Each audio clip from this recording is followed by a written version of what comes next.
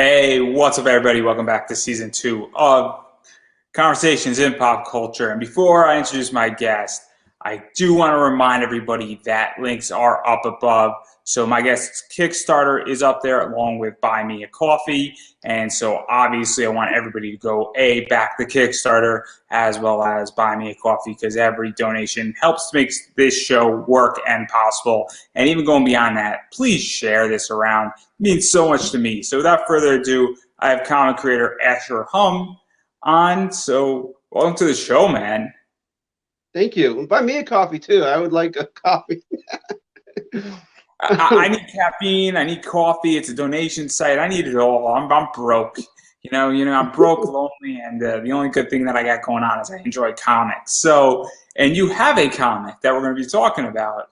Yeah. That's coming on Kickstarter. It has about 21 days, I think, left, and that's Lethophobia, and it's beyond interesting. It is beyond interesting. It is definitely outside the box. I actually read your book, which you sent, which is super, super helpful. And it's 6/7 stories. So what is the basic premise? And they're interconnecting, sort of. I don't know how to describe it exactly. It's weird. It's like after 7 years of working on the book, and then like the past year of just trying to promote it a little bit, I ran a failed Kickstarter. And I was just talking to a consultant last week, and she's like, "Oh, well, there's no theme, this and that."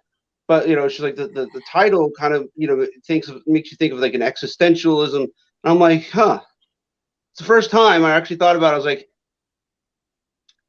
technically, if you want to give this book a theme, it's existentialism, which is, I think, it fitting. I mean, none of the stories are specifically connected. There's no obvious theme, but in the end, you're looking at nothing has an expected ending. Nothing's really happy.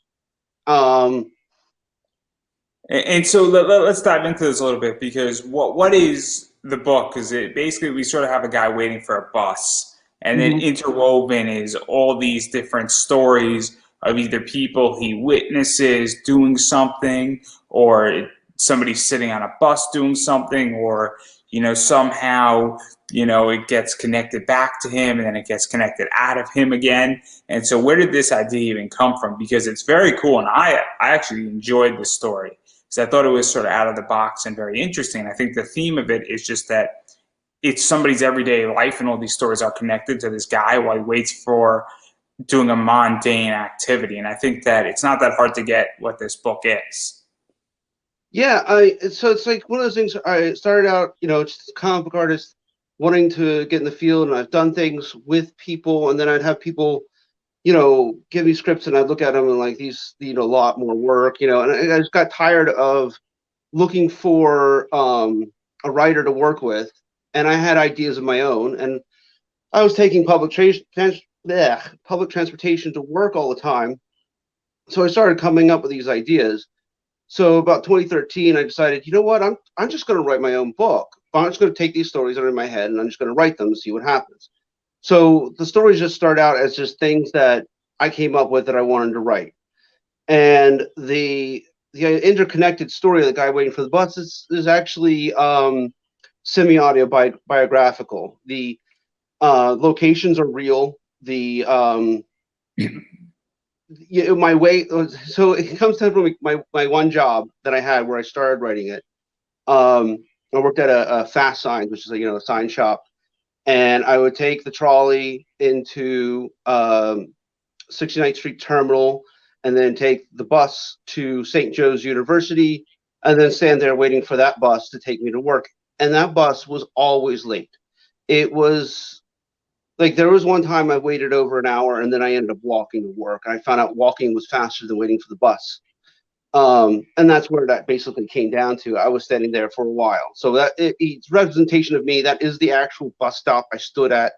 Those are the actual buses I rode on. That's the actual trolley and trolley stop that was by my house.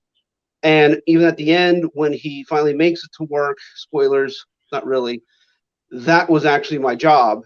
That was the place I worked at before it burnt down.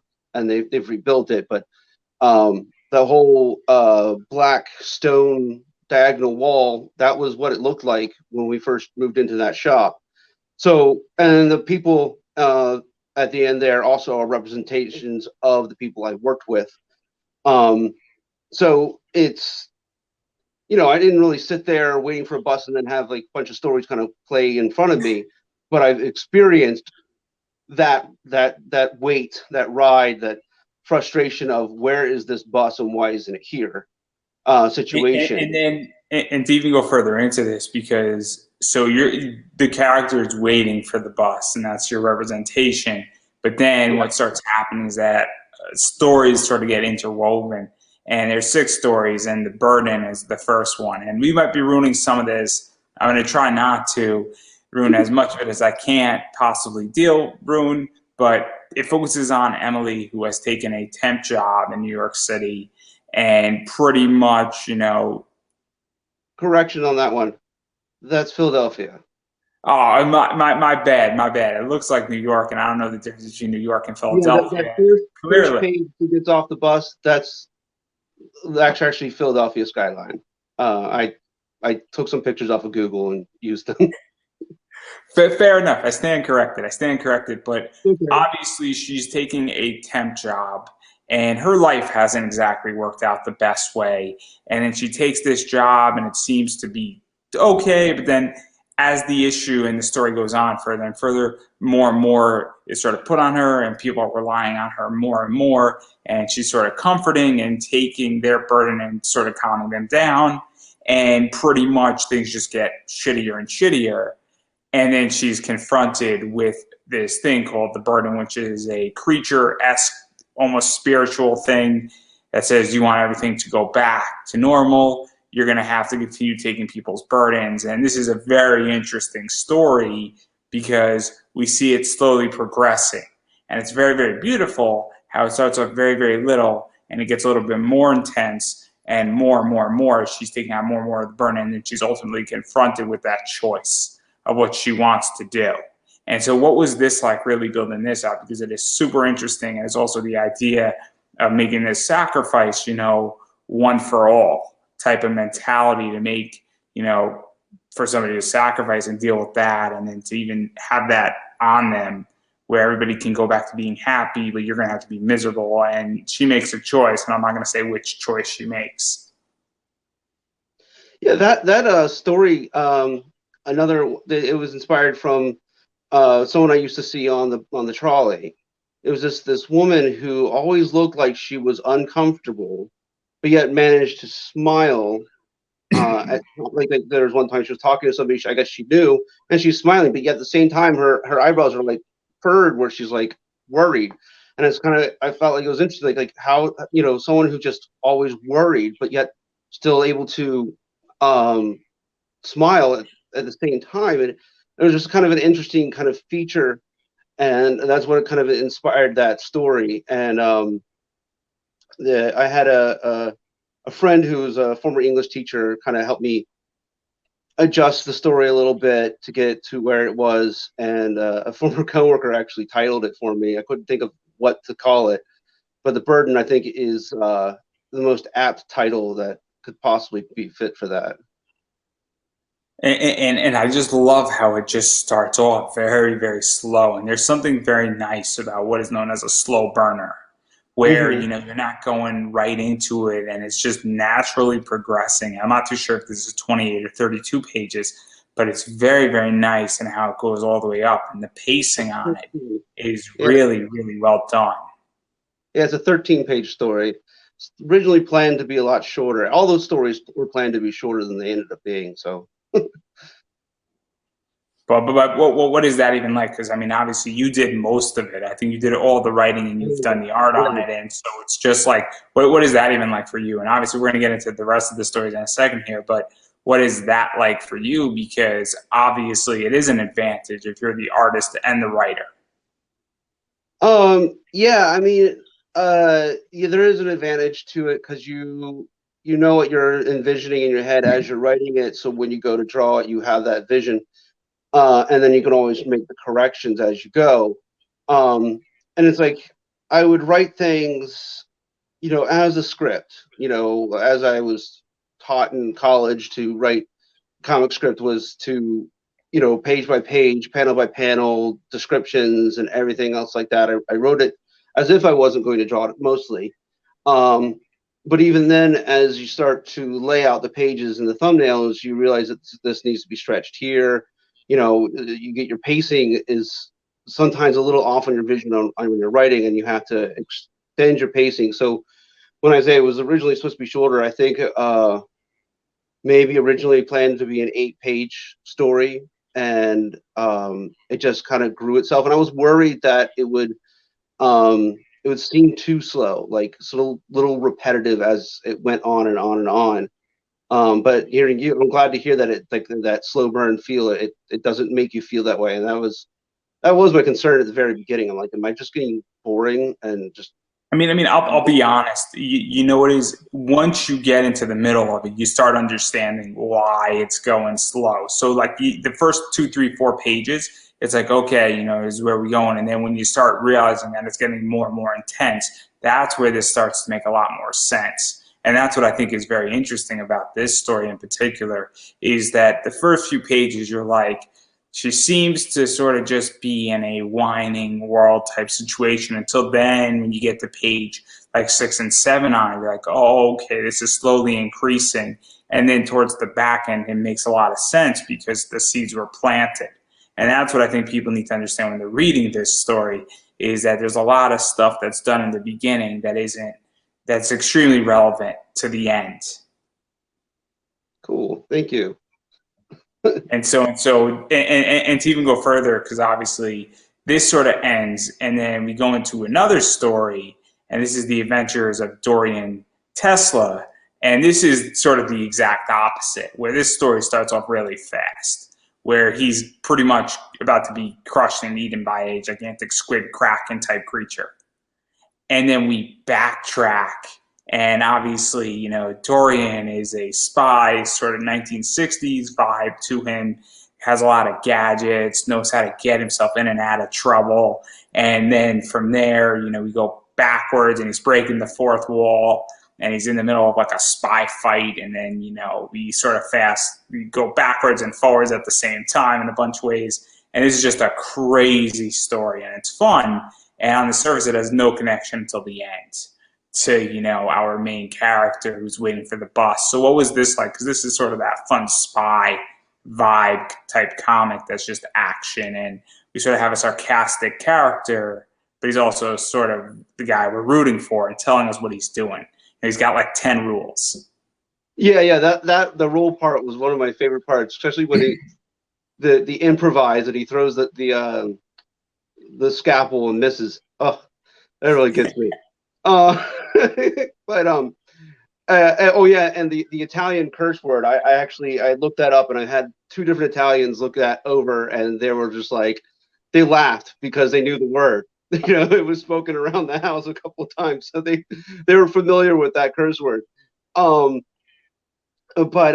yeah, Dorian was actually one of my first ideas for it. He's a mishmash of characters that were conceived of at various different times. I had some spy character that came with high school that was more like kind of lizard looking of sorts, but an idiot. And the other one was a friend came up with that we were supposed to use in a comic book. We never did. It was Adder Jack. It was a kung fu voodoo king from New Jersey. It was gay. And so I took, and then, I think it was later on my friend, proposed the idea of the character working for a spy agency, looking like he's in his like late 50s, and balding. And I was like, that's hilarious. And then we put on top of it the fact that he has like absolutely no grasp of modern technology. So in the story when he grabs the cell phone, he doesn't know how to use it at all. Which puts him on the search for a payphone, which is just rare these days in the first place, nonetheless a working one. And it was just like, so it was a 12-page story I had initially conceived of that it was going to be, and it just it kept growing and growing, and it was 23 pages when I was told by two different people that they were lost. They didn't know how he got in the squid. So I had to add the extra page of him falling through the squid's stomach and bumping on that boat, which was actually one of my favorite scenes. He's a character I want to. I have long plans to continue on with. I have 19 issues written and so many more ideas to do with him, and he's just so much more depth to him than what is just on the surface of this story. But the idea that he looks like a curmudgeon-y old white guy who has no grasp of technology, but yet gets himself in these, inane, outlandish adventures is lots of fun. And so to even talk about that, because you mentioned something, you have some other stuff planned for him. Oh And yeah. that's the thing about, anthology work and interconnecting stories where, this is obviously connected to the main character who's waiting at the bus, but also this in many ways is almost a sampler where Mhm. we don't know if these stories are really happening or this main character is imagining it, but I don't think it really matters to the point of the fact that you can enjoy different samplings in a lot of ways. And that's what I really also like about this book is that we're getting a bunch of different sampling and also a bunch of different styles. And then obviously this can launch a bunch of different characters out into your world. And that's kind of cool too, because obviously that's what happens with books that are like this, where somebody might not like the burden, but they might love Dorian. And that's what's very cool is that there's something for everybody so far. We only spoke about two of the stories so far, but that's what's cool about this is that, so there's a fly, everybody. Me and the fly, we're not getting along. But that's what I love about this too, is that this is almost the exact opposite of the burden. And it's like, when I'm reading this, I'm reading a very, choice-driven story and sacrificial story, and then I'm driven just about a ridiculous spy who we don't even know what his mission is, and it's great because you don't need to in that. So I love the fact that there's two styles so far in this. And then there was a shorter story as well, which is The Ticket. And this is just about, whether, and I'm not too sure if this actually happened or it was a dream or possibly a combination, but basically some guys either dream or they win the lottery. And they're talking about what they're going to do. And then it's a very short story in that regard of just them sort of just, what would it be like if I was rich? Is what I get, and it's kind of how they cross paths with the main character with the poster right outside the newsstand that he is waiting around. So what was that? Just having like a nice little short breathing story in there.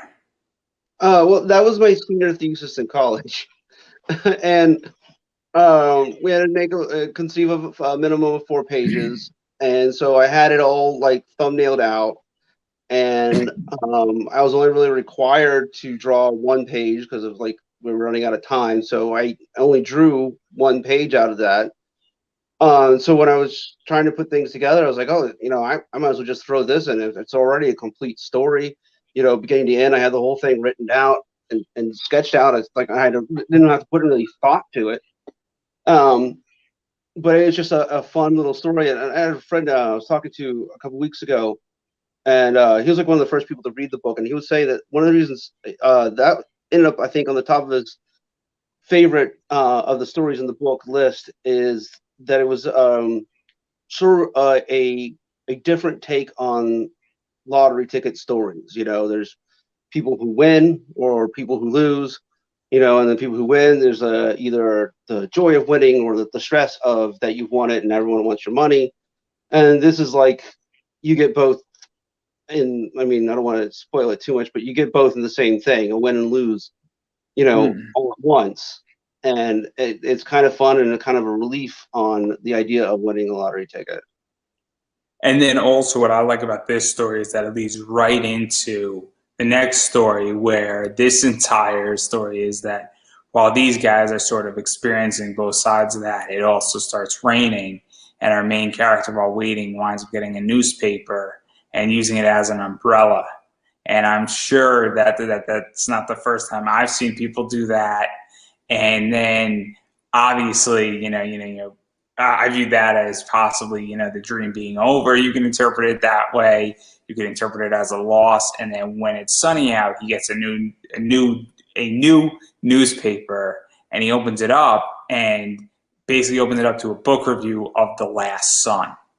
And obviously, it's a review of it, and that leads right into that story. So, what was that like introducing that story? Because it's a very clever way how to introduce it.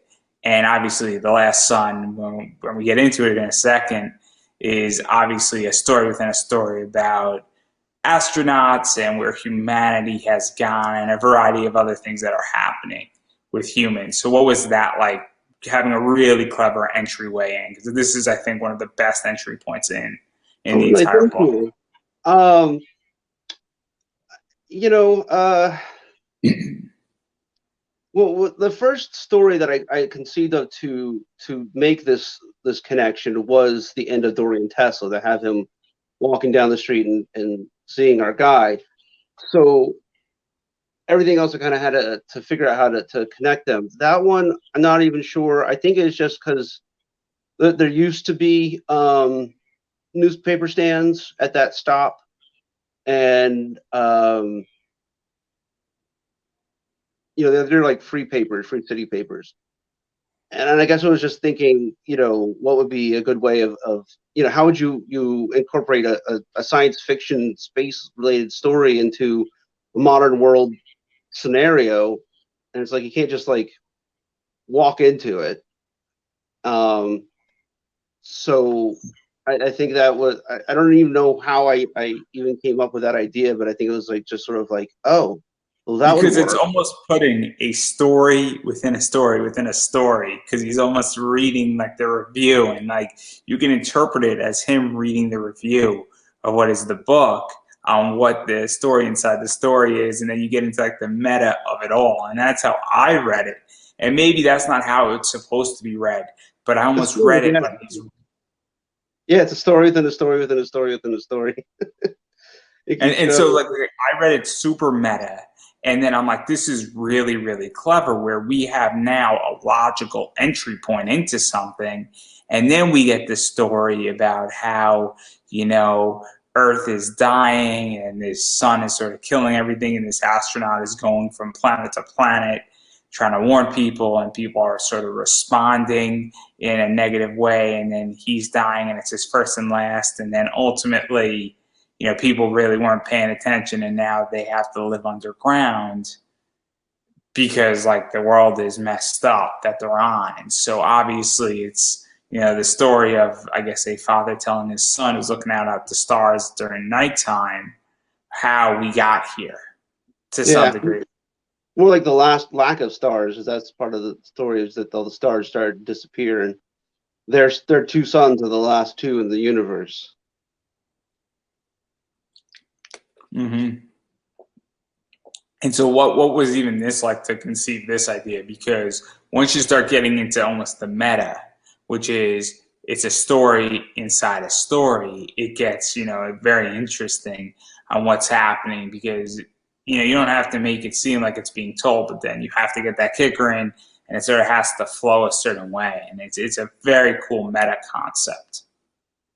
Um, well, it just started out with the conversation between the father and son. That was what popped in my head to begin with. Was just a father and son talking about how things used to be, it didn't used to be like this. And I think that was like one of the first lines that I came up with. And it was just like, I guess I was conceiving of like, this end of the world kind of thing. And then it just, some of the stories, it just flow out. Like sometimes you don't even think about what you're writing, and they just kind of pen themselves, and you just make changes when it's done. And also, what it is? It's also like the vibe I got out of this story was that, I'm sure that your parents and my parents said, oh, it used to be that we had this in the day, and it used to not always be this way, and things used to, remain the same, and, certain things. And I don't know about you and what you think about movie theaters, but I think movie theaters are going to become obsolete in the next 10 years. And I think, when I have kids, I'm going to be like, oh, it used to not always be that we had streaming. It used to not always be that, Space Jam 2 wasn't just at a click of a button. It's like that's how I view this. Obviously at a much higher level, but it's very interesting when you have that. Oh, there used to be more stars at night. There used to be more things. Humanity used to actually have a thriving possibility, and now it's clear that they're dwindling. And here's how we got here. So it's very cool. It's a very like humbling story in a lot of ways. Gosh, I really hope that the theaters don't. It's like that would I'm be just full of just seeing negativity. I know, but just thinking about that, seeing something on the big screen, there's just nothing like that, And then, the smaller movies you don't really need to, but those action movies, it's like there's nothing like seeing an action movie on the big screen. It just kind of that would be sad to not be able to do that. But you get my point though. Oh, I do, The very idea much. that this is how things used to not be, and that's where this story is. And it's very cool though that the kid is wanting to continue to watch the last two stars and recognizes also like there's a lot of stuff to break down on psychology with this story alone. And so I mean it's just really thought provoking.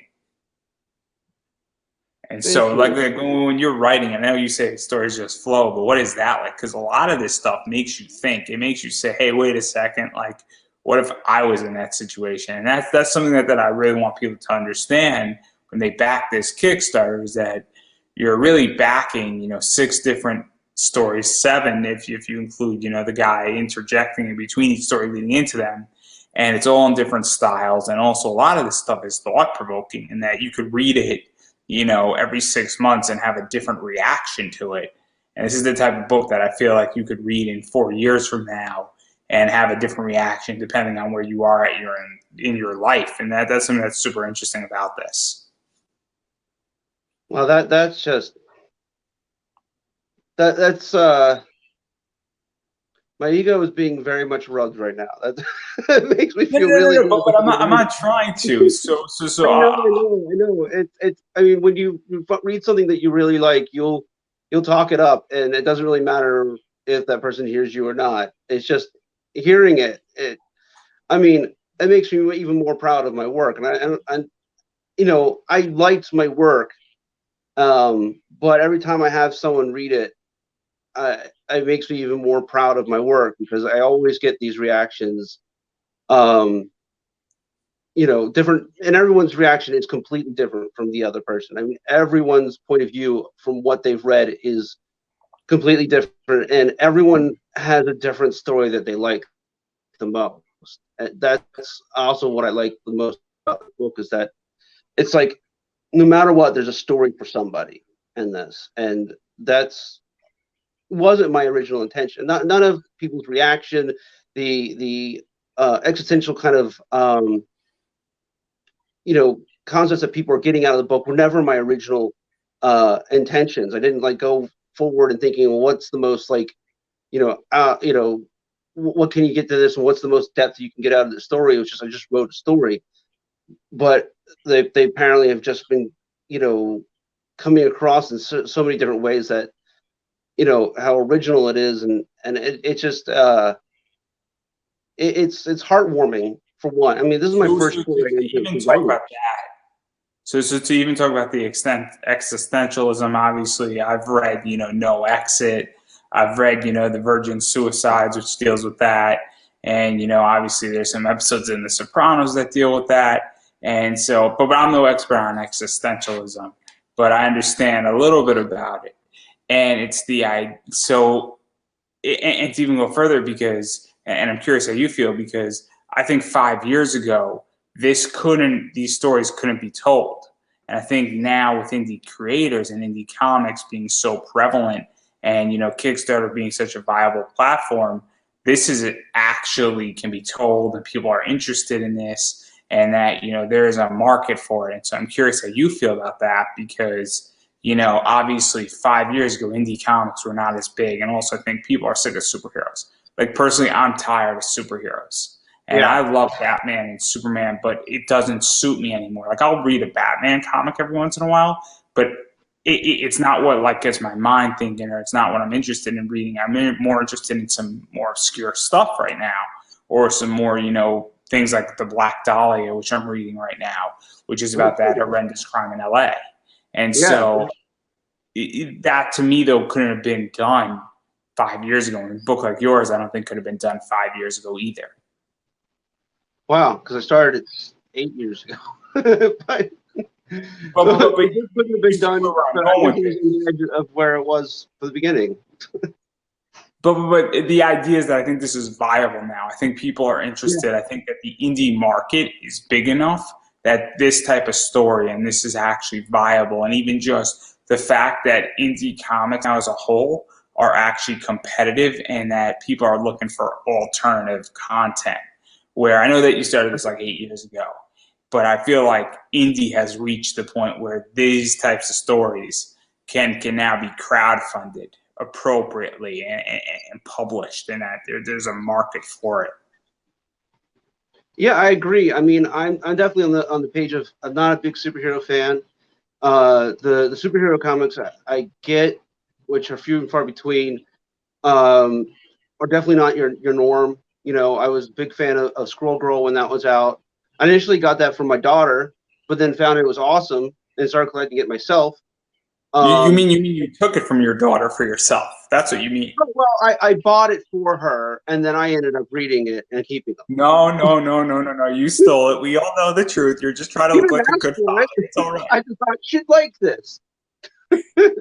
But I mean, yeah. So I got into Squirrel Girl. I liked the Matt Fraction's Hawkeye, and I've always been a fan of Hawkeye. And to take him and make him like a normal person, he's still Hawkeye, but you have your humanity added to Hawkeye. And the old man Hawkeye, I like that because that's like it's still the same kind of concept. The humanity, but he's going blind. I mean, there's just like the Kurt Busiek's Marvel's story I really like, but it's Busiek. He does Astro City, which is the same kind of thing. We're taking the superheroes, but we're giving it humanity. You mean it's the better My Hero Academia? Was that? Astro City is the better My Hero Academia. Yeah, I guess so. I don't. I've watched a few episodes. My daughter was watching it, and I find that show really boring. So it would I definitely love Astro City. I love Astro City. Yeah. It's brilliant. It's a brilliant comic, and it's great. The 90s version of it was great, and the 2000 I think 13 or 14 or 15 was good too, but it wasn't as good as the original.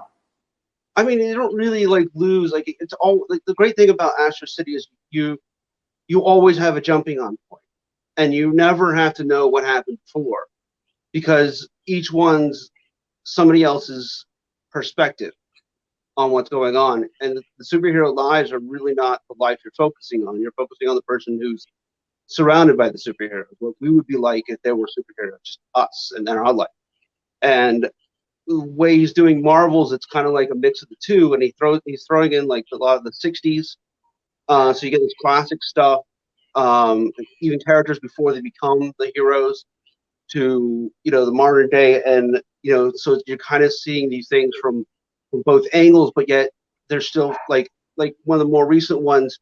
You have Mr. Fantastic and Ben Grimm as before they were Mr. Fantastic and the Thing, and it's like so you even though they're now superheroes, we're looking at them at the human perspective, and all the villains that become villains eventually, like MODOK, we just see MODOK as the human he was before he was MODOK. So those are the kind of stories I get into when there's superheroes involved. I'm not into the endless battle, and to me, I feel like most of these people should be dead, and all of them should have PTSD, like really bad. The fact that they constantly want to fight and are ready to fight, it's like military people aren't like that. I mean, there's a certain point where they want to fight, they're all gung ho about the thing, and then after a while, it gets to you. You see your friends die, and then how much more of your mind screw up would there be? Is not only do you see your friends die over and over again, but they keep on coming back. You won't even know how to trust reality anymore. And I mean, at that point, you're like, oh, my mom's dead, but she'll be back. Yeah, and that's the thing that I think. Obviously, your book doesn't deal with death and that type of consequence, but there is still consequence, and that's the other thing that I think is very important as well. Where I think that's another reason why indie is thriving is that in an indie comic, in issue one, if you kill off a character, they're not coming back in issue two unless that's what the book is, because there are a few books where people are like immortal, and that's a very different book, but it's well stated. But for the most part, like, that's what I think the problem with mainstream is that if you kill off Batman, I want Batman dead for the next 50 issues in a row. That's what I want, because now we're actually doing something interesting where it's kind of like in the first 4 panels, if you have a Batman title, what if we killed off Bruce Wayne and we killed them all for 25 issues? And now it was the idea that, okay, who's the next Batman? And now we're having trials to figure out who the next Batman is over the next 25 issues. And then that guy has a run. And then Bruce comes back, but Bruce is not Batman anymore. And then there's a whole, quest to become Batman again, and whether Bruce steps in or not. Then you have an interesting comic, and that would actually make probably DC a fuck ton of money too, if they did it the right way. That was a really great concept. I mean, the one thing I have given Marvel credit for, and it's the one major death, is Thunderbird is still dead. He died, and he died. That's it. His brother came out, great, but Thunderbird is still dead. We've lost so many X-Men characters, and yet we've gotten them back so many various different ways. The Thunderbird remains dead. And I was mad when Bucky came back. And I was mad when Robin came back. It's like they were dead. They were dead. Oh, and it was like, oh, well, the concept of how they came back makes a lot of sense. So, it's like, oh, really? Robin died and was buried, but now he's the Red Hood. How did that happen? Bucky, I can accept. Oh, we thought he was dead, but he was really just, hijacked by Hydra. Okay, still, Bucky should have been dead. But Thunderbird is dead. And the funny thing is, I actually have a storyline in my mind that would integrate Thunderbird into the story. But he's still dead. And in the end, he's still dead. It's just, you'd go into more of an underworld, afterlife connection with him that would make him part of the story, but he's not able to be brought back to life. Yeah, I like when people die in comics, and I like when they stay dead or crippled or paralyzed or anything of that nature. I like real consequences. And then obviously, I want to get back to your book, though, because I do want to talk about treading water, because we clearly are right now on Marvel and DC. And this is super interesting because basically a plane crashes, a guy sort of survives, and his entire life is flashing before him. But the only problem is that it's not his life that's going before his eyes. And this is a very interesting thing. I mean, I think everybody's been in situations where they see their life flashing before them at one point or another, whether it's a short part of your life or a fast part of your life or everything that's going on. But I don't think anybody's ever seen not their life flash before them in that circumstance. And the kicker here is that this is all done in watercolors for the most part, which is really cool. And when we talk about an indie book, getting the ability to experiment with watercolors, because, hate to go back to Marvel and DC or even Image, they might not allow you to do that type of work for 12 or 15 or 20 pages. And it's really nice to have a different art style in there and have a completely different medium in there. So what was that like? Because that's a very different, beast in of itself. That whole story is my oldest one. I actually wrote that in '96 when I was in high school. the flight that they're on is the famous TWA flight 800 that was heading towards Paris, France, and crashed in the middle of the ocean. And to this day, they still don't know what caused that crash.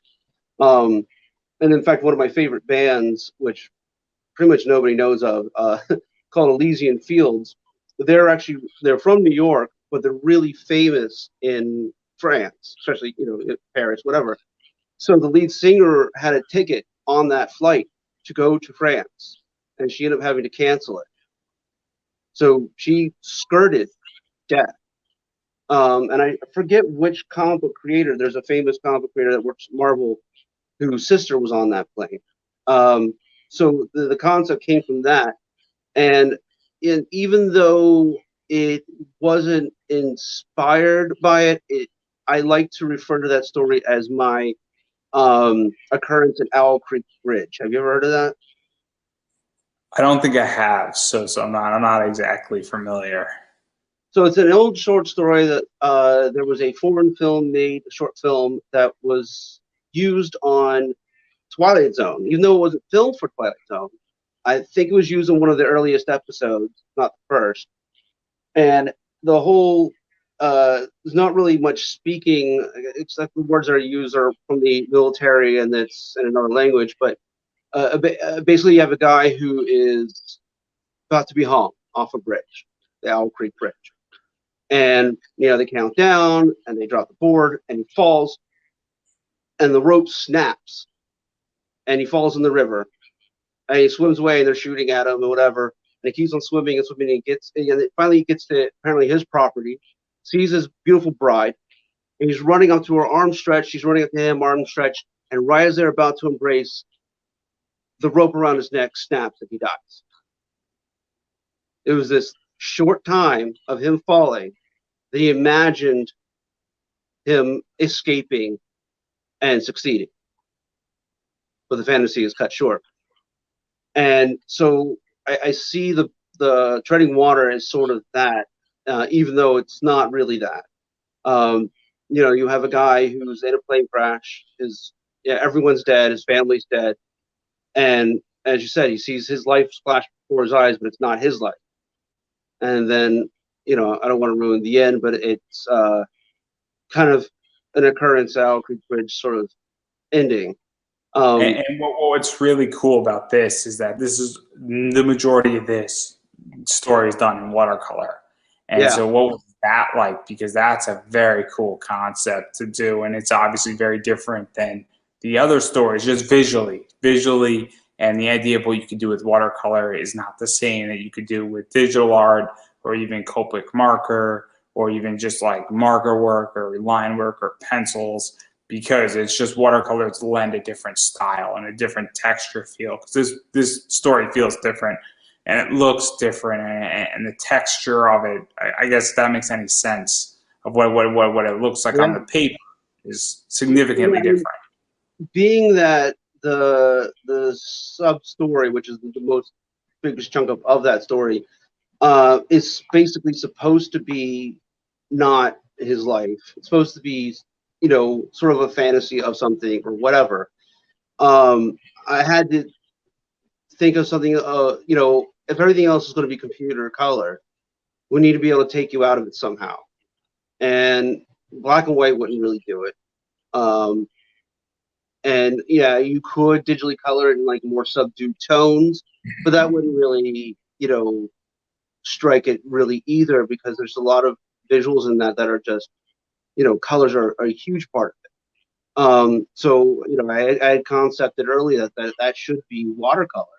And that was the last story I finished, and it was the hardest because I drew the whole thing out on my computer, and I had to make sure that all the lines were as tight as possibly could be, so I could print them out, trace them on a light table with pencil. And then it was basically supposed to be on the final paper. Well, what I did was I put it on cardstock, and that's not very good with watercolor. So I actually had to do that twice. I had to get myself some watercolor paper and then retrace the whole thing. It was a very, definite defined line. You know, there's no scratchiness to the line. They're very specific. So, and then I had to research how to watercolor a comic in the right way. So basically, I would get them taped down, stretched out on corrugate, and I would have 4 pages on a table, and I'd work all 4 pages at once. You know, this color to that color to that color, and then once those are done, take it off and do the next one. And I had to teach myself the proper way of doing the layering on watercolor. I've done watercolor, but never like to this extent. And you know, I basically had to learn the skill of watercoloring the whole thing, and the layering is different for watercolor than it is anything else, because no matter what, even if you let it dry and put something on it, you're re-wetting the color, so it's going to change it. But you want that blend still, and it's harder to make the blend just custom and put right next to it instead of just, you know, putting a thin layer or something on top of it. And you had to try to make the best to not get it murky, which you can easily do. So that was the hardest one I worked on, but also my favorite story. And it's very cool, and it's a nice little thing to do because it's not done that frequently in comics. And obviously, you know, it's something that's really cool. And I just showed up the picture, and I show it again, and I think that's what you mean. The middle one, for those who can see, that's kind of the blending where you could see, you know, the guy's, you know, legs, you know, sort of through the water, and making that happen. Where if you're doing that digitally, it would be a lot easier in a lot of ways. And just even do that and make sure that, you know, it looks like water, and layering it is such a cool thing to do. And obviously it's just these 3 images, you know, obviously the image that looks like comics and is the 6 panels is obviously sort of regular art, and the other 2 are watercolors, and it's amazing just to look at that stuff. Well, I can't do. the funny thing about that middle image is that those pants are computer, and the body that's floating in the background is computer. It's part of, and also the little bit of that's in the page prior. It's part of the transition where the what's under the water at the moment, and you know what's in the background is the guy from the plane crash. And then as he just gets pulled out of the water, he becomes the tribe. Well, he's like a chief, really, tribesman of his island. And so it's the transitional moment of going from the plane crash to the other life that he's about to lead. And so obviously, you know, the story sort of goes that way, and I don't want to ruin too much. And then the last story I want to talk about is a silent story. And I know this was very hard with the words. I know it was very difficult. The word bubbles were horrendous on this one. All jokes aside, obviously it's a woman and her son, and her son is dressed as Dracula, I think is a safe assumption. And it's sort of his interaction walking around, I guess, Philly with his mom and doing activities and some stuff, and other people get in, and he's making faces and they're making faces back at him, and a bunch of other people are all interacting. And for the most part, I think a bunch of people in the 5 other stories are sort of interacting with each other, and a few other new people are interacting. And then ultimately, you know, it's his day and he's playing, and his dad comes home, and his dad happens to be the guy at the bus stop. And that's sort of how this all ends. And so it's a very nice, you know, position from the start of somebody's day going to work all the way through to him getting home. And then it's wrapped up as he's sort of hugging his son and kissing his wife. Yeah, and that was one of those. I came up with that story, and I was thinking it would just be a separate, you know, short story that I could probably submit to an anthology at some point. Just a quick story about a kid, and then you know the way that story works is it goes from one person's story to another person's story to another person's story, in a very, you know, like Richard Linklater does in a lot of his earlier independent films, where you just kind of flow from conversation to conversation to conversation, except this one's silent. And that was the original intention of that story, but I wasn't planning on putting this in this book. And it wasn't until I got to the, um, the part after treading water, where the main character gets to work and then he's getting a ride home. And I was just sitting there, and as I was thinking about it, I was thinking about the cars in the road, and then I just thought about a kid playing with the cars, and I was like, oh crap, I have to add that story to this, don't I? I was like, it wasn't my plan, but I couldn't find, I couldn't conceive. I was going to end the book on a sad note, in a way.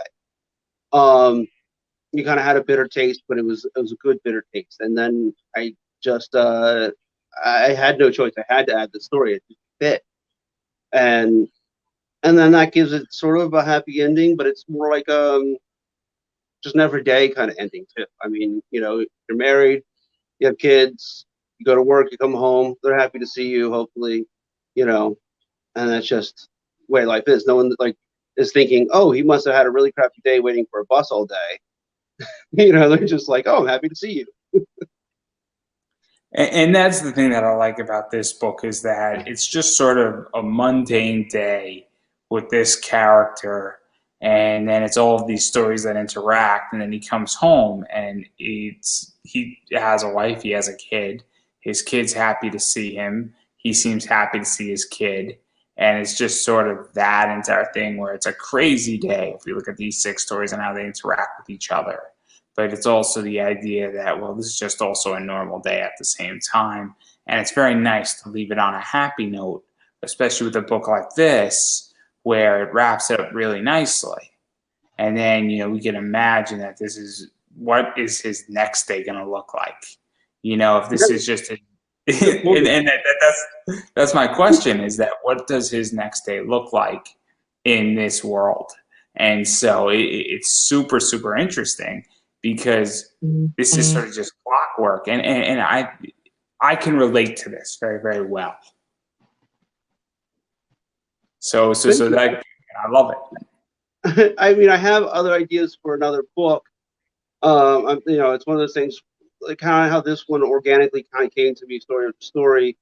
I'm letting the next book kind of come to me, story to story, and this one really burnt me out. I mean, 7 years working on the same book, I'm tired of looking at them. I don't want to touch them anymore. I like reading them, but I don't want to. I was just tired of working on the book. So obviously, if I make another one, I'm not going to do the whole thing by myself. But I'm letting the stories kind of flow to me for another book sometime far, far down the line. But I never thought about what's the guy's next day going to look like. Like, would I want to use the same character and have that as the mid flow for that day, or just take the same concept and move on from there? Yeah, and I think it is. It's very interesting, and I think you can go either way. And I think that the concept is really, really good, and I think that that's kind of what it draws is that it's mundane. For me, it's just a normal day where the guy's waiting. Everybody's waited for something in their life. Everybody's waited for transportation, whether you're waiting an hour for your Uber, 20 minutes for an Uber, or you're waiting because the metro. I used to live in DC. The metros sometimes it gets broken, and there's been days where I've waited like 40 minutes for a metro, and it's a pain in the ass. I've waited on a metro for like 30 minutes once because the metro ahead of us was broken. So I don't know what you have in Philly. I mean, you guys have a subway system. I don't know what it's called. Is it called the trolley or is it just? We have an L, so it's elevated from West Philly, and then it goes underground through Center City, and then once you get back into North Philly, it goes back to elevated. So everyone calls it the L, even though they're part of it is a subway system. And then we have trolleys that are above ground and underground, and we have regional rail trains, which are the more cushier ones, but they always end up with long delays, and they don't run as often as like the L would. And so just there's so much stuff that can be done with this. And so obviously though, I do want to talk a little inside baseball because doing a book like this, which is definitely more of a graphic novel than a comic, because this isn't a single floppy. It wouldn't work as a single floppy. It would be way too crazy and it just wouldn't make any sense. So what prompted you as a creator to want to put this in a graphic novel and do a graphic novel and do this as a self-containing story? Because obviously I think the story partially dictates itself, but obviously there are ways, and when you're creating this, that you're going a certain direction. And also, what has that been like for you? Because obviously pushing a graphic novel is different than putting out a comic. And Oh, obviously Kickstarter does favors both. There's nothing wrong with either one of these, and both have been successful. It's not an issue with that. It's just that they have different paths on Kickstarter. So what has that been like? tough. To do it as a graphic novel, I think when I started, graphic novels were still a big thing. Because there was a time in the industry where, everyone was pushing the graphic novel. The single floppy comic book was, more of a fandom kind of thing. The graphic novel was accessible for everyone. Um, Only in the last couple of years, I started to notice that companies have really reduced their graphic novel push, So, especially so do original you graphic think novels. that sorry to interrupt, but this is I'm actually super curious because I read a lot of digital graphic novels. I have a comicsology subscription, and so I read a lot of digital graphic novels. I read a lot of single issues. Obviously, I have a single issue subscription with certain comic shops, but also I buy a lot of graphic novels because sometimes I miss something from 3 years ago, and I'm not going to go track down the single issues. Mm-hmm. So, because I noticed that a lot of kids, their first comic is bringing a big graphic novel up to somebody's table, like, "Hey, this is my first comic. Can you sign it?" And do you think that that has now sort of swung the other way, or do you think that that's still in play, or do you think that it's sort of in the middle? Because obviously on Kickstarter, I see a lot of single book issues, and I'm Yeah. on the comic book investing side. So for me, I buy and sell high key issues and I buy and sell CGC books. So I'm a mixture of all of this. So I'm curious from your perspective, not necessarily from an investor side or even a fan side, but even from just a creator side where it's all going, because it's super weird for me because I'm not on that side. Yeah, it's like I think it's kind of 50-50 when it comes to new readers. Because it all depends on the reader. The younger kids are probably going to be more apt to get floppy because it's more accessible for their age. And then, new readers that are more in the late middle school to high school, if they're a new reader, they're probably want to get the full story, to know what the full story is, because by then they're probably familiar with like Bone and Persepolis. So they're like, I know what a graphic novel feels like. I want to get a graphic novel. And then maybe start collecting it from there. And like I was helping out my local comic book shop. I help out sometimes and cover the counter. And I had a girl come in looking for, I think, the second book of Umbrella Academy, which we didn't have any. Um, so I was trying to show her other book ideas. She ended up walking out with Invincible, which I was really proud of because I didn't. I'm used to, and I don't want to sound judgmental or sexist when I say this, because it's just more of the history that I've grown up with, and I was proud of her for getting Invincible because of this. But I'm used to girls when they first start into comics not liking superheroes, not wanting a superhero book, going for something that's a little bit more uh, mind depth. Most of the girls back in the day, their first book was, if it wasn't anime or a manga, it was Sandman. Um, so I was showing her Paper Girls and something else and Invincible, and she walked out with Invincible, which is still an amazing read, and I love Invincible. Speaking of characters who die and stay dead, that's one of them. Um, but except for two characters that came back for life. One's called the Immortal. So I mean, you know, um, so it was. I was kind of like, oh wow, here's a girl who's getting a superhero book, but it's not Batman, it's not Spider-Man. She's getting an intelligent superhero book with consequences, and I was like, that's a really good choice, and I was happy for her to get that.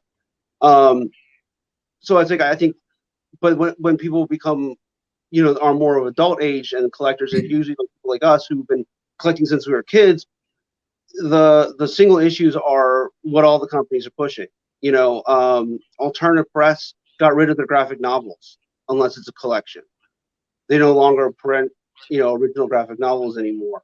And, and they also took themselves out of Diamond Press, and they're not really widely distributed, but the cost for them is cheaper to do the single issues. And I think all the companies are starting to go that direction. And it's rare, rare to find a graphic novel that's made to be a graphic novel anymore. So it's harder to sell that.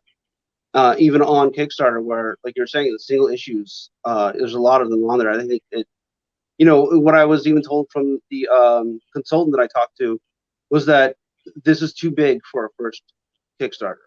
They should have done it like a smaller single issue. It's hard to sell the graphic novel. People want the smaller stuff because it's cheaper. You have a smaller goal. It's easier to reach it. Yeah, I mean, my goal is not small. It's $6,000, and $2,000 of that is to get it colored, and the rest of it is for printing. I'm not making. I have no plans to make any money off of this. I mean, if it goes beyond 6,000, I'd be ecstatic. Just meeting the goal, I would be ecstatic. That's all I want to get my book out. I don't really care about making money off of this, even though I'm poor and unemployed. I just want my book out. So even to go further into this, because obviously manga is huge now, and manga outsold comics, and manga also got graphic novels into like BNN and other stuff. Manga was the gateway, and even talking about that, how has Kickstarter been? Because Kickstarter has been a very interesting place as of lately, and Kickstarter, I've been saying this, and I got made fun of for it, is that I was very skeptical of Keanu Reeves and Scott Snyder on Kickstarter, not because they didn't belong there. I think they had a right to be there. My concern, and I think I'm right on this, and I got made fun of for it, and I got attacked for it, and people owe me an apology, I feel, is that I said, look, they're bringing a lot of air into the room, and the saying is when the tide rises, it raises all ships. In 2020, when they were on there, more projects were getting funded, more goals were being achieved, and better things were happening. And now that they're out of it, the tide is lower again, and more projects statistically are failing, which means that they created a void. It's the same issue. I'm a big WWE fan. I made this argument about Ronda Rousey. Again, got attacked for it. And I said, when she leaves and she doesn't come back, it's going to create a void in the women's division. What happened? Created a void, because then a bunch of stuff was put on Becky Lynch, and then they had to drop that, and a bunch of stuff was put on Charlotte, and Charlotte dropped out of it, and then now you have a women's division in wrestling that legitimately took 18 months to recover. So that's what's happening on Kickstarter. So how do you feel about Kickstarter? Because it's a very weird dynamic, and it's not an issue anymore of people being able to have a right on there. It's that there are consequences for big names coming on. Yeah, give me a moment here. My phone is on the 8%. I'm going to get this closer to power supply real quick. Take your time. I'm like watching my phone slowly go down. Yeah, that's real professional there. Sorry about that. And I'm like, oh, what am I going to do? Luckily, I'm right by my computer, and I have a cord here. That's my TARDIS cup I told you about that's falling all the time. There we are. Now we get to see more of my messy basement office ceiling. Okay, so yeah, so when it comes to everyone has the right to have something on Kickstarter and try to get it funded. There's no doubt about that. Lighting here is terrible. Like too much light. But my concern with the Berserker was there's like two things. one, okay, he has the money. It's not like he really needed the Kickstarter. It was more of like a marketing ploy for him. They would have easily been able to make the book and sell it, and nobody would have like, thought anything of it. Plus, Boom Studios had the money to print it. They admitted that at the very beginning. So why are they raising money to do something they already can? So basically, everything they got from Kickstarter was just profit because they could do it anyways, and they were going to sell out, which they did. And they still are with Berserker, and it's a good book. I do get it, you know. But you're right about the Void too, like because I know when it was out, this one Kickstarter podcast that I don't actually listen to the show so much as follow the Facebook pages and stuff that I'm on. And it was like, one of the things he was saying is like, don't worry about a big name being on there because the big name being on there is good for you because what's good for the goose is good for the gander when they're on. But as you're pointing out, and and I didn't think about it before, but it really is true. They create a huge vacuum when they're not on there. And I notice, it's like I get kind of only partially bitter, I guess, to some of the more established creators like Palmiotti that like have things on Kickstarter instead of getting it published. But those people like Palmiotti, he's probably pushing a Kickstarter because, why go through a publisher for this when I can make some things that are mainstream, get paid by those companies, and then push my what I love, what I want to do, and fund it. But he's a big name, so he's almost guaranteed to fund it. People like Greg Rousseau. He's a big name, and he's almost guaranteed to fund it. But on the other hand, Craig Rousseau's stuff that he publishes on Kickstarter is so out of the mainstream that no one would have printed. He'll do like mythologies that he wrote, or I think he was doing operas. He was like drawing operas into comic book form. Who would print that? Nobody. But it's Craig Rousseau. He's an amazing, amazing artist. I got to meet him once. He's a really nice guy. So that's a name that can create a gap, but yet at the same time, his is so niche, so incredibly niche, that most of the time people are buying it just because of his name and to be able to enjoy the beauty of his artwork and not because of the story that's actually involved, which is a shame because to me, the story would probably be, just as important, but his books are also really expensive. I couldn't afford his Kickstarters in the least bit. I can't afford most people's Kickstarters, and I know the feeling. I'm in between jobs, and I am very penny tight with my money. And especially when people have like $60 books, I'm tapped out at 25. Yeah, and that's where my book is. Like most of my backers have been at the 25 because that's the signed copy. I was lucky to have the first day somebody backed my $200 tier, which was original page from one of the painted story, Treading Water, which would be sad to get rid of. But, if you were going to buy artwork from the book, what would you prefer? A black and white page or the painted one? And if there's a $50 difference, what would you go for? That Personally, is if the money, I'd buy the painted page, and they're like a collector in California, so good for them. But I just yesterday, the day before, I added on an extra tier of T-shirts. So like, here's one of them right here. I got this printed a while back, and so I decided to make that. Yeah, there you go. My new tier. It's sort of in between the $35 and the $100. So it's like you have that midway where you don't want to spend that much, but the T-shirts alone, after shipping and taxes, are like $20 a top. So you get that with a signed copy. You're not spending much more than what it would normally cost, anyways.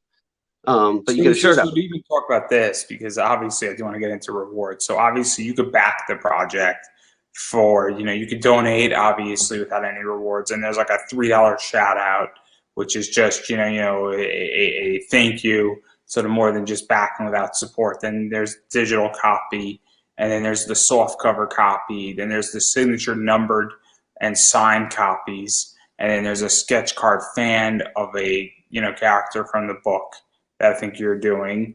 And then obviously, there's the original page, which is black and white. Then there's the painted page. Then there's some T-shirts, and then I forget. I think there's one more reward as well. It might be. I think one of them is a black and white my choice, and one's a black and white your choice. And so I think that might be it. And so obviously, its original art can be expensive. Original art is sometimes expensive. It's sometimes cheap. Commissions can be expensive.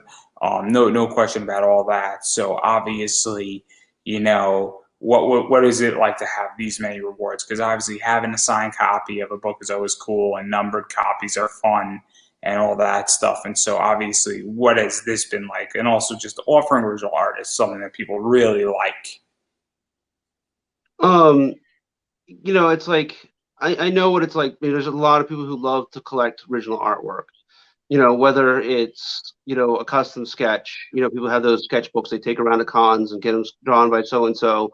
I have a friend from the comic book store who has a book that he shows off sometimes, like, oh, I had this artist draw on here, and I had this artist draw on here, and I've done that as an artist at a con.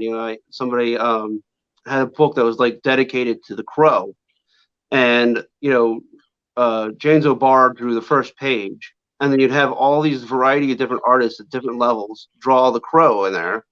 And me, I'm not a fan of the Crow, but when he handed it to me, I was like, sure, I'll draw the Crow. I got to be in the book with James O'Barr and a lot of other really amazing artists. So I was like, okay, that's cool. I mean, I may not be a fan of the actual comic book or the movie, but I can't, dismiss O'Barr as a person or as an artist, as a creator.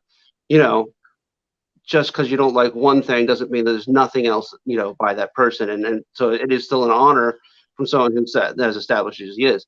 So there's people out there who just love original artwork. So it's like I can't just limit myself to, a custom sketch card. That's okay. It's great. People want pages too. Like those are things you put in a frame. You're like, this is from this book. I love this page. And to me, it hurts. It hurts to get rid of artwork. As much as it takes up space, it's still painful because it's like I have so much of a connection to it. I don't want anyone else to have it, but yet I want everyone else to have it. I've only sold a few like original pages, and even to this day, I'm kind of like, oh, I'm missing those, but it's okay. I can live It's without it. also what right now. I'm in between jobs and I'm selling my personal comics, not like the ultra personal stuff, but the stuff that I love that I know once I sell I will never see again, type Yeah. stuff. I'm asking good money for it, and it's not like I'm just selling it for dirt cheap, and I'm taking my sweet time on selling it. Because I've legitimately stopped the bleeding tremendously, but I know and I feel pain when this happens, but I also know when the good stuff people spend money for, people really want that stuff, and people are willing to spend really good money, and I know where some of this stuff is going. And I know that the people who are buying this, and the way I view it is that my time with this item has come to an end, and I was only a Yeah. caretaker for it, and now it's Mm-hmm. somebody else's turn. But then there are other books that I just had listed up on eBay, and I'm like, I can't do this. I just can't get rid of it right now, and that's the way it is sometimes. And I have a so couple of obviously, things. Yeah. I have some things in my possession that I know people would like. Back in '98, I think. Oh shit!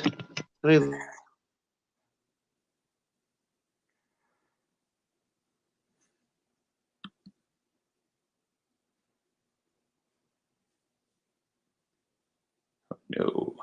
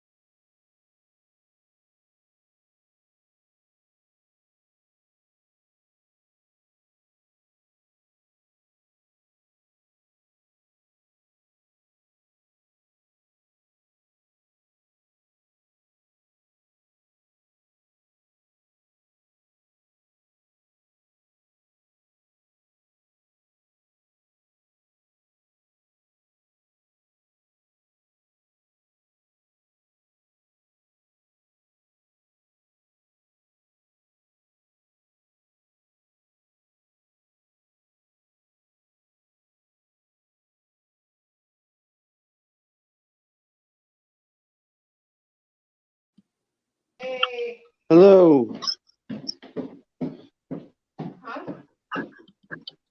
And you're back. Yeah. I don't know how long the video part will last, but my daughter's getting me headphones, so if this, because I'm at 2% but plugged in, if it does shut off on me, I'll connect audio to my desktop. I have a laptop, but it's like, I don't know where It's it is right all now, good. anyways, but it takes forever to start up, so I'm not using it most of the time. It's all good, so don't worry. So obviously, when you sell the good stuff, it's painful. Yeah, so I was saying, like, in about 99, I think around then, Black Sabbath was having their reunion tour, original four members, and so they had like an album of the tour, and they were going around signing. And I was working at a music store, now defunct, and I got the opportunity to actually work at the store that they were signing. And I was like, what? So I brought my friends with me, and so while I was there, sorry, I got pictures of the band. I also got it was great because I went out looking for my friends and I came back in, and I'm going to tell the story, the short story version. But I was trying to go to the bathroom, but it just happened to be the same time that Black Sabbath was taking a break. And as I'm waiting for somebody to get out of the bathroom, they're taking forever. Out comes Bill Ward, the drummer, blocking the doorway to the bathroom, just standing there with the door open. And I'm like trying to sneak behind him to get to the bathroom because I really had to pee. And Ozzy's like, Bill, move out of the way. The kid's trying to use the bathroom. By the time I came out, they were gone. They were back at the signing table. So I got pictures of them after the whole thing. And of course, a CD signed as well. And that's something that, I mean, I have the negatives, so I can always print them if I need to. But that's something that I can depart with, mostly because the best part of that story is the part that I can't sell. Being recognized by Ozzy Osbourne for a second was really cool. And so obviously, departing art is hard, and I know the feeling of it, and I have commissions that I have no desire to sell at any Yeah. point, and I know all about selling comics and all that stuff, and there's things to sell, there's things not to sell, and what you do is that you hopefully only sell what you have to sell to make it, and obviously when you're funding a Kickstarter, original art can get you over the hump. Yeah. And so, having said all that, I do want to shift a little bit because I don't want to occupy your entire night, and I don't want my parents to kill me for keeping them up during this interview. I value my life, and if I'm in my parents' house rent free, I got to abide by their rules to some degree and be respectful. But I am curious on what you feel about conventions because I know you've gone to cons before, and I know it's a hard shift. I know it's a hard shift, but it's how do you feel about cons and where they're going? Because obviously conventions are very much the Wild West right now, where they haven't happened for 18 months, and now they're happening. And with the Delta virus coming down the pike, and nobody knows what the hell it is, nobody knows anything about COVID in general. In reality, all I know is that it's not good, and this Delta variant has a lot of people scared shitless. Yeah. I have a mixed bag of feelings about conventions, all in all. Would you like me I to go mean, first? I'll go first. you go. Yeah. I'm taking a break till June 2022. Obviously, economically, I'm not in a good position to go to cons. I think that, I still need a break from it. If I didn't already mention money's a bit tight in my life right now. Also, I don't want to do New York Comic Con. It's too big for me. It's Yeah. it, it's a little too big for me. I obviously have a disability. I'm not interested in going to a con that has more than 20 to 25,000 people. Where do 100,000 is too much for me. Where do you live? I live in Connecticut, so for Oh, me, 100,000 is just too much, yeah. and just there's too many people. I don't feel comfortable in a 90,000 giant football stadium, but I'm sitting in a seat and also I'm a Giants fan, so I'll suck it up. And people are relatively respectful if you're not wearing a Cowboys jersey. So, which would be Yeah, really bad here in Philadelphia too. Yeah, yeah. You'll get.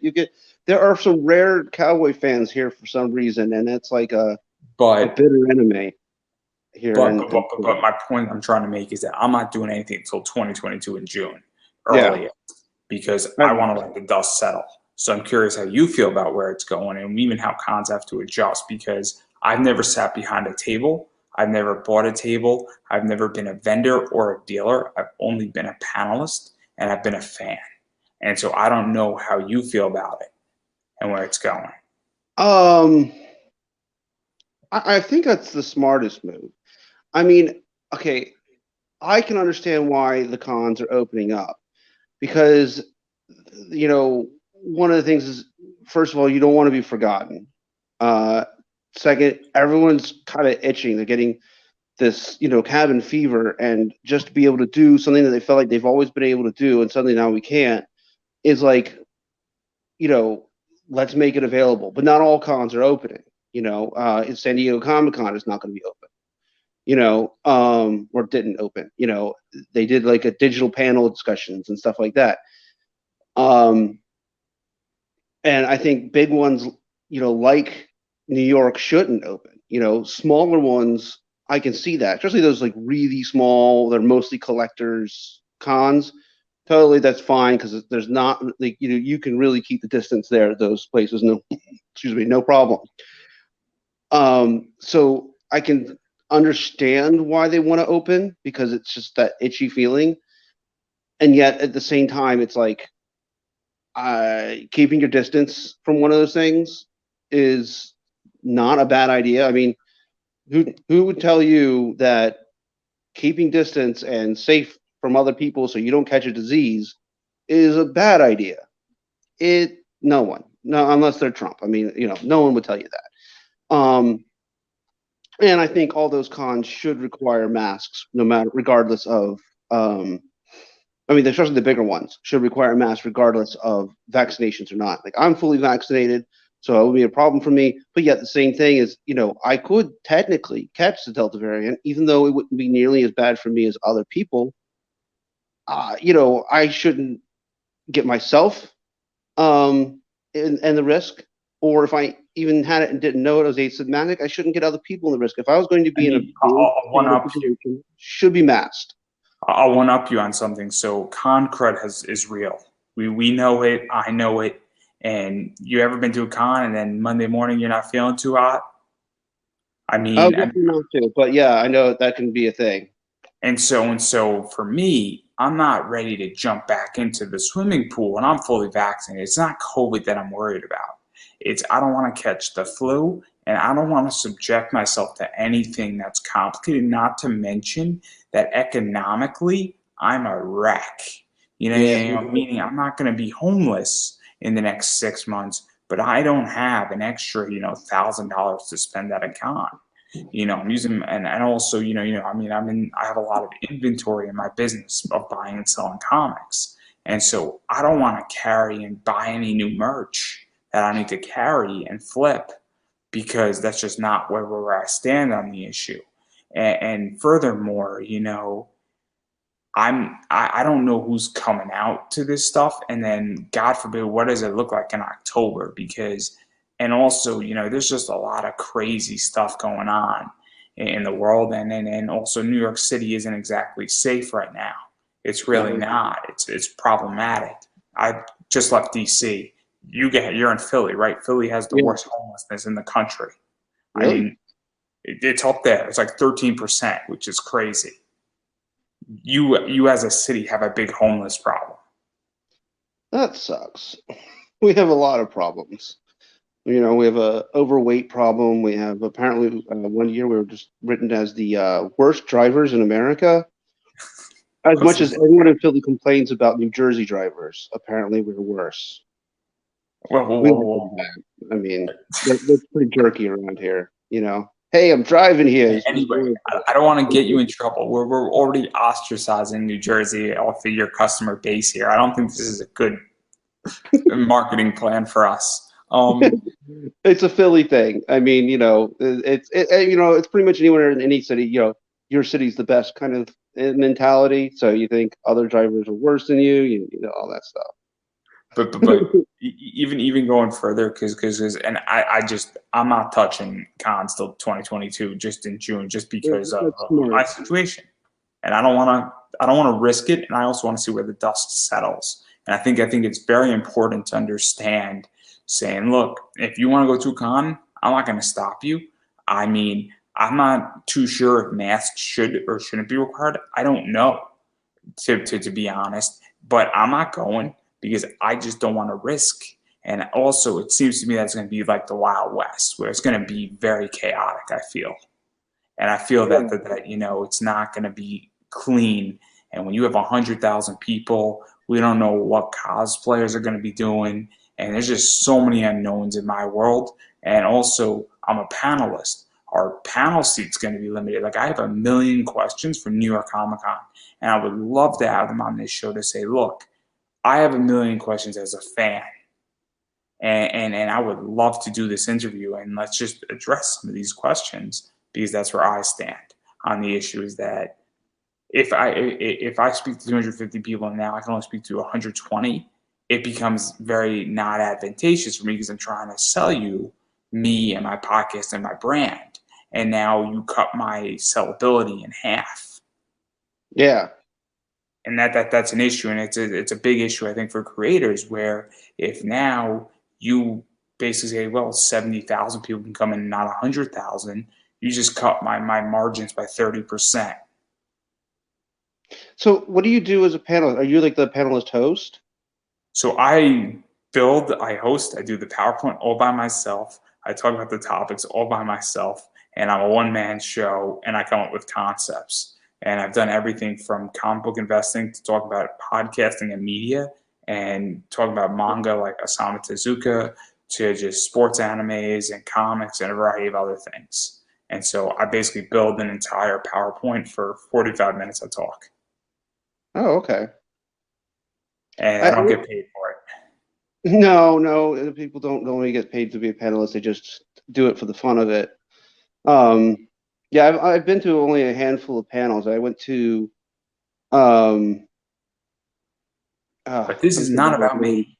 Not Yeah, about yeah, me. I know. I've been It's about to you. the co-creator of Deadpool. That's not Rob Liefeld. He was at Keystone Con here in Philly one year, so I went to his, and it was and Webtoons was hosting or sponsoring the show, and so he was doing a Webtoons with Ryan Otley, and no with Brian Brown, and so he was kind of promoting that, and they were doing like how to get into comics and how to get into Webtoons. That was an interesting panel discussion. I went to one with the guy who played Spike on Buffy, but very few panels really. As much as I want to be, and go to more panels, I never get the chance to. Especially when you have a table, it's like you look at the list and you're like, oh, I can't get away. So obviously, I don't want to occupy your entire night here, but I do also want to give you an opportunity to promote yourself. And obviously, you have a Kickstarter going on that needs a lot of love. So Yeah. where can people find your Kickstarter? Where can people find you on social media? Facebook pages, Twitter, Instagram, TikTok if you got it, Snapchat, websites. And where can people support you? Because it is super important at this point to support indie content creators. And so, where can people do all that? Okay. First of all, the Kickstarter. You Links can up above. Links up above. you got the link above. Links above and down below if you're watching on YouTube or Facebook. Link is up above or down below. Okay. So So yeah, and check that it out. But where can people if find it you're not looking regardless? at it, and you think about it later, it's lethophobia.site is the address I bought for that. I have a website uh, called absolutelynotcomics.com, and that it's with an X at the end of comics instead of the CS. And that's the same absolute not comics with an X is my Instagram and my Facebook.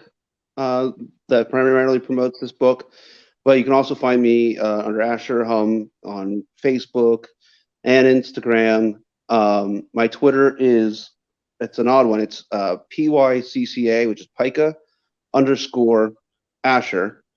And the history between I used to have it just Pica, but I got too many people from Argentina tagging me for a store in Argentina that I'm not. So I had to change my name, even though I had it a lot longer than the department store. Um, see, I have a Deviantart, which is also under Pica, Pycca. It's another one of those characters I haven't used yet. He's a fat black Cajun guy who has he's able to digest and eat anything, so he does. He's like a living furnace inside, and he'll eat a table if he wants to. And pica is kind of it's derived from a eating disorder of wanting to pretty much eat anything. So same friend who came up with that character came up with the inspiration to Dorian Tesla, which was Adder Jack. He's got a very sick sense of humor. It's really funny. And but I don't have a TikTok and I think I have a Snapchat, but I never use it, so it's not worth it. Those are the prime places to find me, and the only place I take support is on my Kickstarter. I have no Patreon. I want one, but I have nothing to kind of show right now as far as look at the process I'm working on. But maybe the next project I have some story ideas I'm working on, and we plan on trying to find either get them published from a publisher or again Kickstart. They'll be a little bit more accessible because they're going to be short story, like like limited series kind of thing with a regular comic book. So it'll be smaller size, smaller price tag, smaller publishing need kind of thing. And that one I might have a Patreon started for that. But right now it's Twitter, Pica underscore Asher, and then everything else is pretty much absolutely not comics with an X. And you can see on my T-shirts, it's the logo shirt. That's how you spell it. And then obviously, I've been saying this all last year, I'm going to continue to say it this year, is you have to support indie creators. And what that means is that you have to back their Kickstarters, you have to back their projects, you actually have to read their projects. Like you got to listen to this podcast and this Facebook thing. You got to support it in every which way. Backing a Kickstarter is super important. Backing my project and then buying me a coffee, I would appreciate it. But what I really want is I want people to share it, and a share can go a long way. And that's what I've been trying to explain to people is that sharing your Kickstarter out.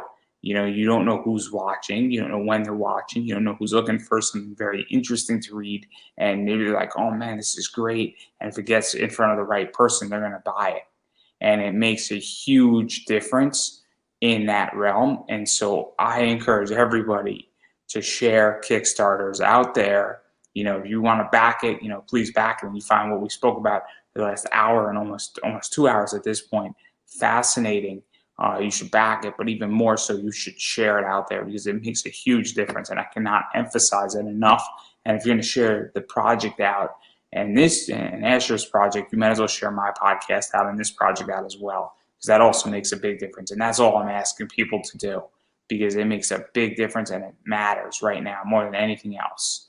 And so on that note, I'm going to give you the final word. Well, I'm going to be sharing this, not just because I'm on it.